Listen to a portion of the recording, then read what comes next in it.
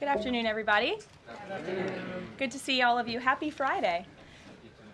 The President looks forward to embarking on his historic return to the Middle East, visiting Saudi Arabia, Qatar, and the United Arab Emirates next week, where he will focus on strengthening ties between our nations.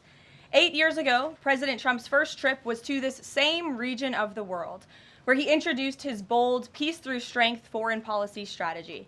On that trip, the president laid out his goal of eradicating terrorism and extremism in the region, which he successfully accomplished over the course of his administration with the total defeat of ISIS and the historic signing of the Abraham Accords. Now, 8 years later, President Trump will return to re-emphasize his continued vision for a proud, prosperous, and successful Middle East, where the United States and Middle Eastern nations are in cooperative relationships, and where extremism is defeated in place of commerce and cultural exchanges.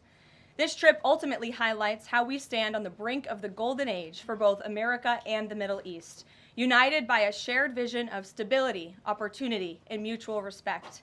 The President greatly looks forward to visiting with our brave men and women in uniform at our U.S. Air Base in Qatar throughout this trip.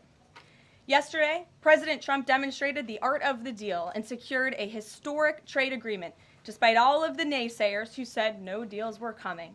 That, of course, turned out to be untrue. On the 80th anniversary of Victory Day for World War II, President Trump announced a great deal that provides American companies unprecedented access to the UK markets while bolstering U.S. national security.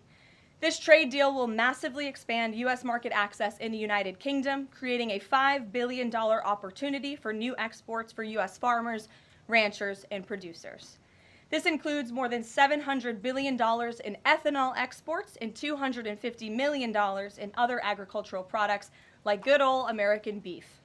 The deal commits the United States and United Kingdom to work together to enhance industrial and agricultural market access and strengthens American competitiveness.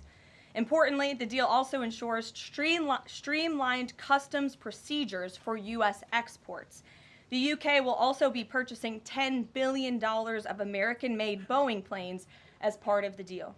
A trade agreement like this between the United States and the United Kingdom was being worked on for many years but continued to prove elusive. But because of President Trump's bold negotiating approach, he got it done.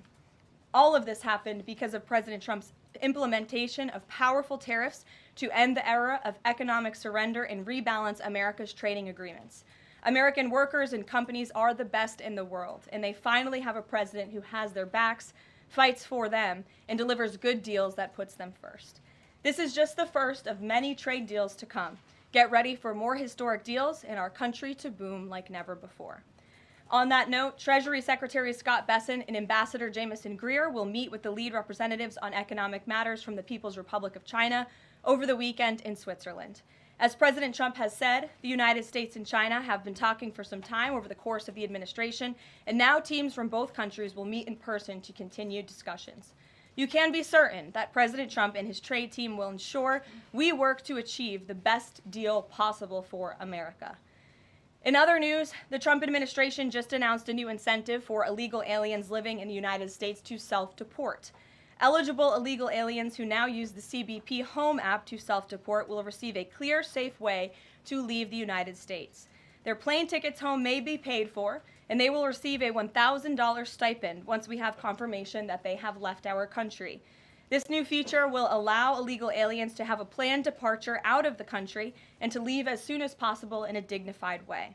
If illegal aliens make the right decision here and submit their intent to depart through the CBP Home app and pass extensive vetting, they will be temporarily deprioritized for ICE detention and enforcement action before their scheduled departure. And leaving voluntarily in this matter may improve their legal immigration options in the future. This initiative will also save massive amounts of money for American taxpayers. Voluntary departures are much more cost-effective than traditional removals. By deploying the CBP Home app in this new way, President Trump is aiming to reduce the need for costly arrests, detentions, and court proceedings. Currently, the average cost of traditional removal is more than $17,000 per illegal alien. Our projections estimate that the use of the CBP Home app will massively reduce that financial burden by approximately 70%, so taxpayer dollars can be redirected and our brave immigration law enforcement officers can focus on removing the most violent illegal aliens hiding in our communities. Finally, it was announced this morning that First Lady Melania Trump secured a $25 million investment in President Trump's budget to provide housing and support for youth transitioning out of foster care. And in recognition of the 7th anniversary of Mrs. Trump's Be Best initiative, the U.S. Department of Housing and Urban Development allocated funds toward the agency Foster Youth to Independence program. Yesterday, Mrs. Trump hosted a special celebration of military mothers with the president, bringing together 150 military moms from around the country to recognize their service, not just in their home, but for our country. For those of you who were there at the events yesterday like I did, I have no doubt you will join me in recognizing how truly special those moments were. So let's get to questions. Here in our new media seat today is Andrew Egger, the White House correspondent for The Bulwark.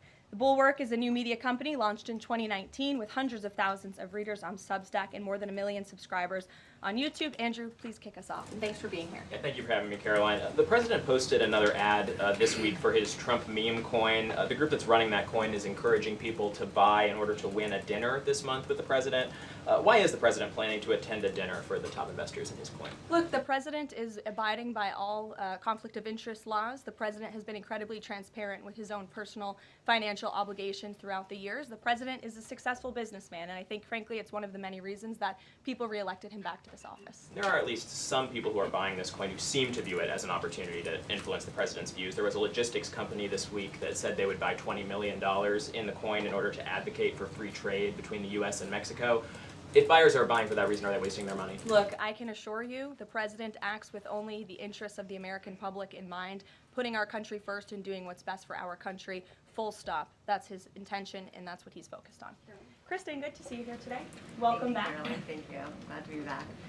So on those China talks, what does President Trump expect to come out of those talks, and is he going to be disappointed if his team can't secure a deal?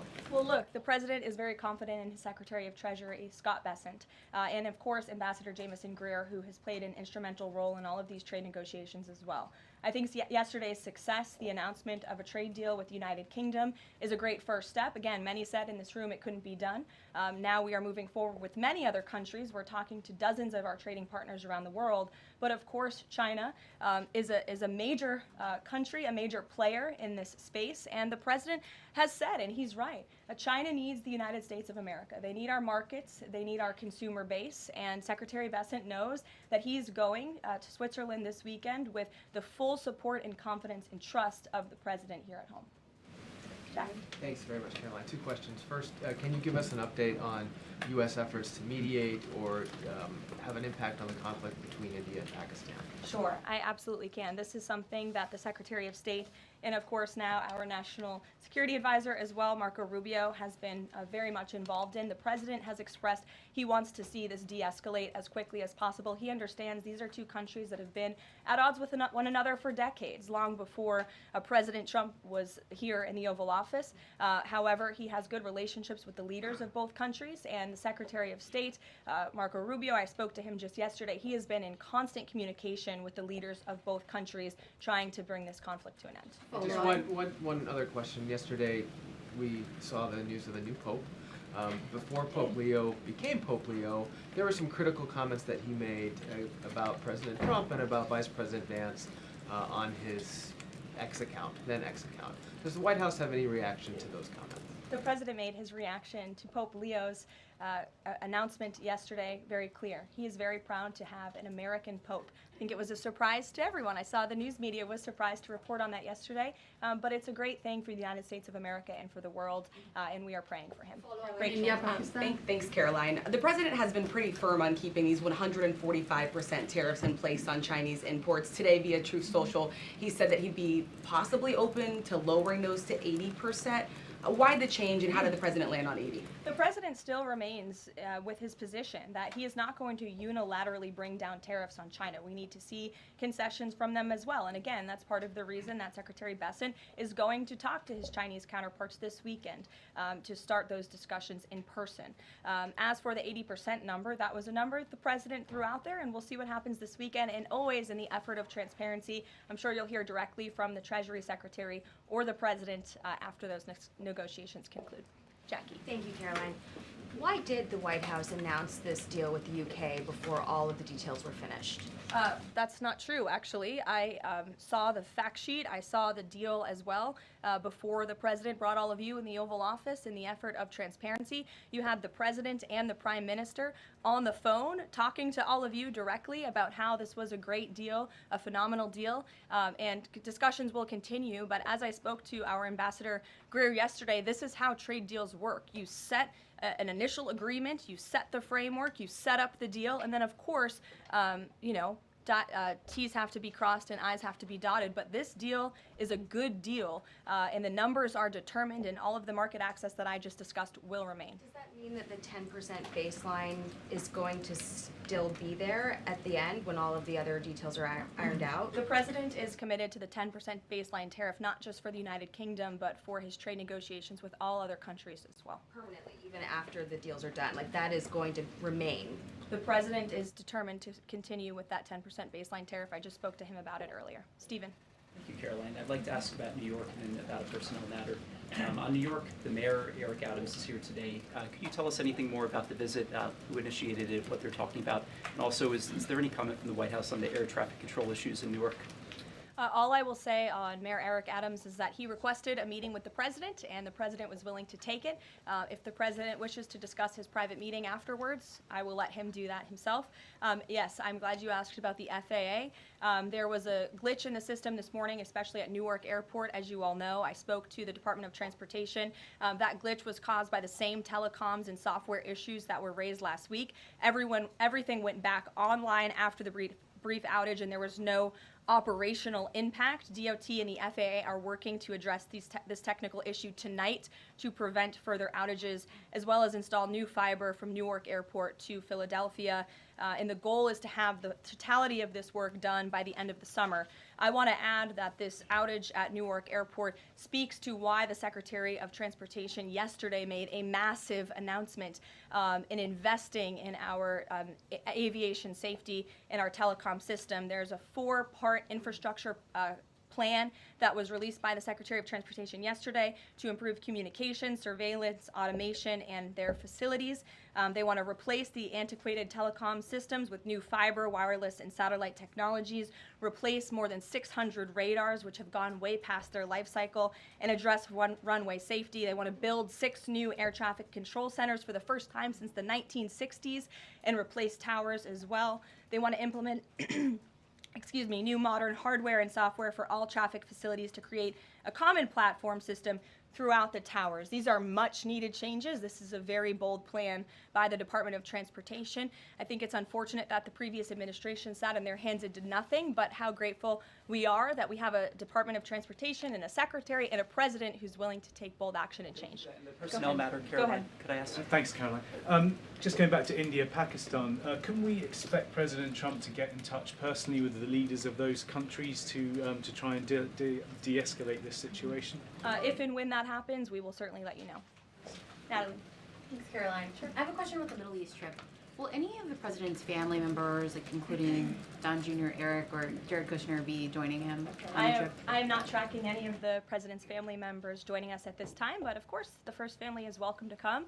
I hope they would. They're great people, great to be around, but I'm not tracking them on the manifest. And given that you noted he is a successful businessman, do you know if the president has any plans to meet with any of the folks involved with any of the family businesses over there, or see any of the sites that are going to be Not to my knowledge, and let me just get to the premise of your question that both of you have raised. I think it's frankly ridiculous that anyone in this room would even suggest that President Trump is doing anything for his own benefit.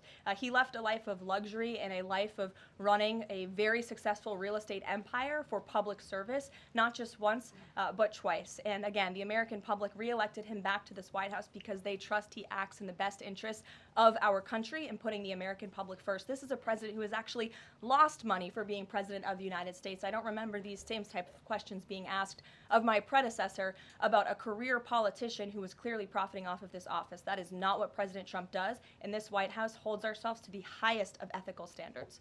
Phil. Thank you. There's this Reuters report that the U.S. is in talks with Israel about an American-led post-war administration in Gaza. Is that accurate? Are these talks ongoing?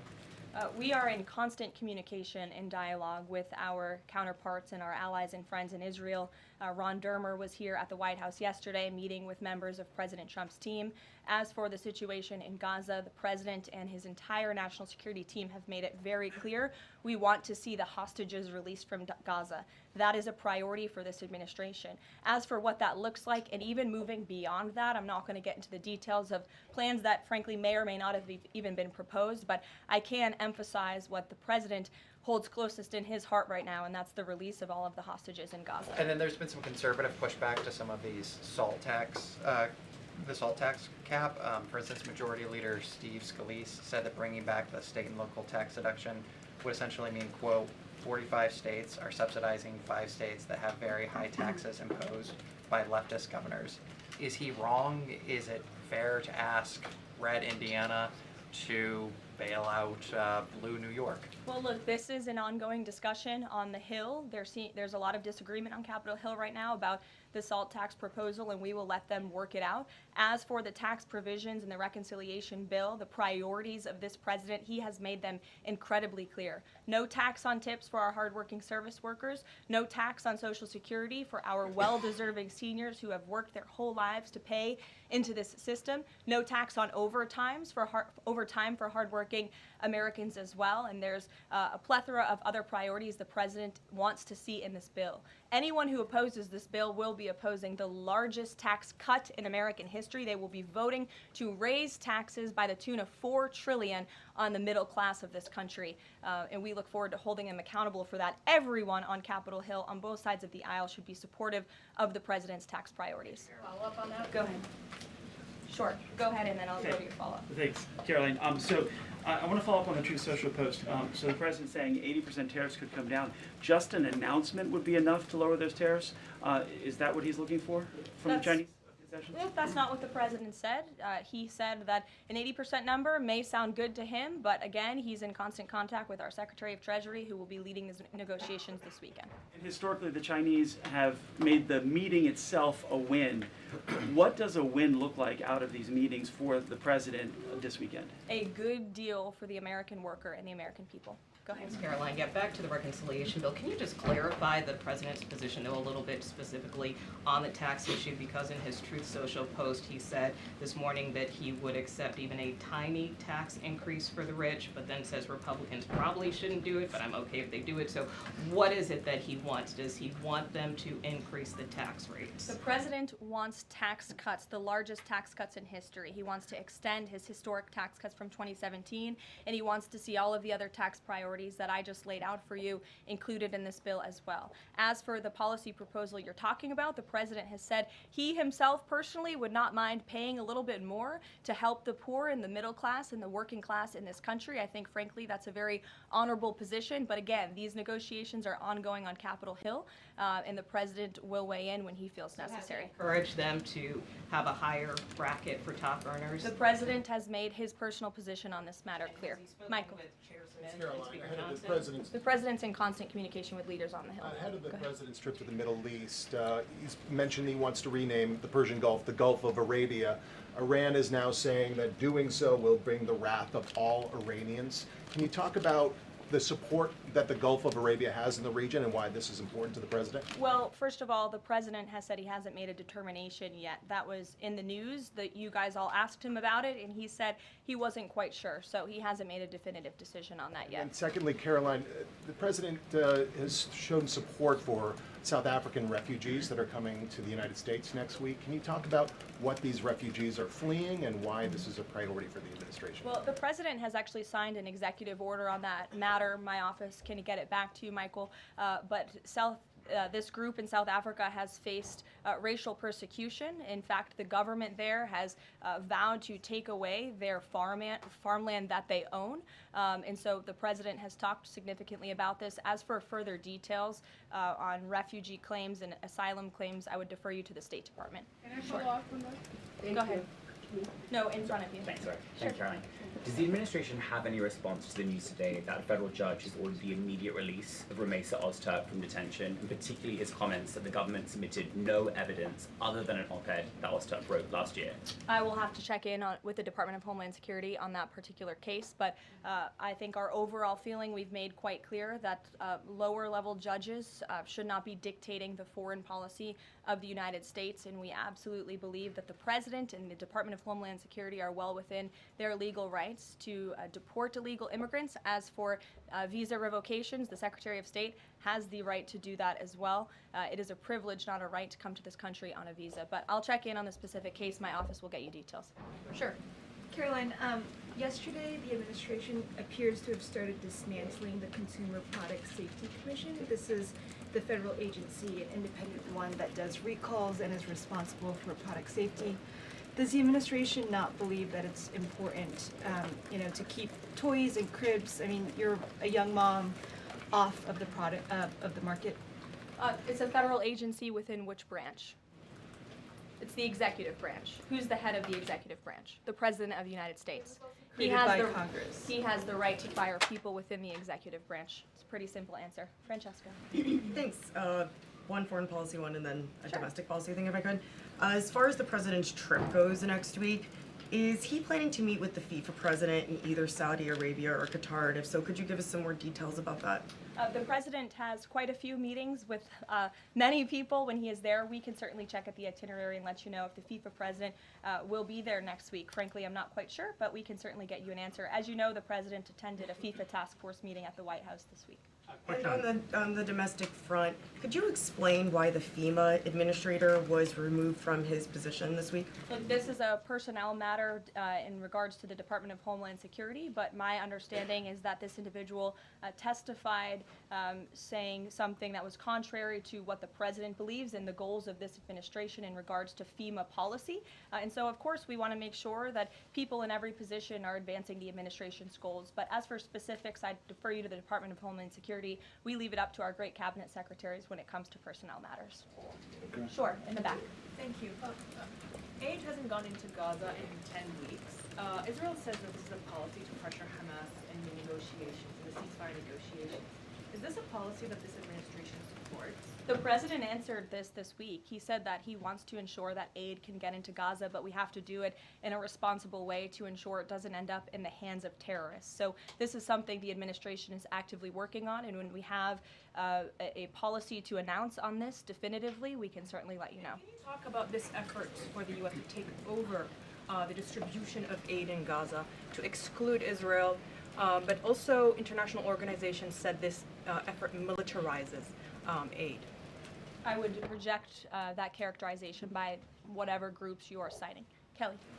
Caroline, thank you. I want to get back to the First Lady Melania Trump dealing with foster children. That's an important component in American life to see what happens to the future of our children, particularly in foster care.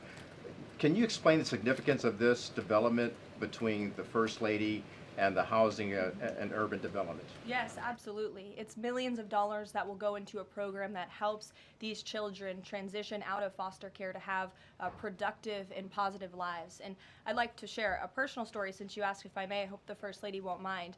I was at an event in Florida last year, and I was approached by a gentleman who was a foster dad, and he had taken in, I think it was 6 or 7 foster children. And he spoke to me. He had recognized me in my work for President Trump's campaign at the time. And the little boy who was with him talked about the personal relationship that he had with First Lady Melania Trump.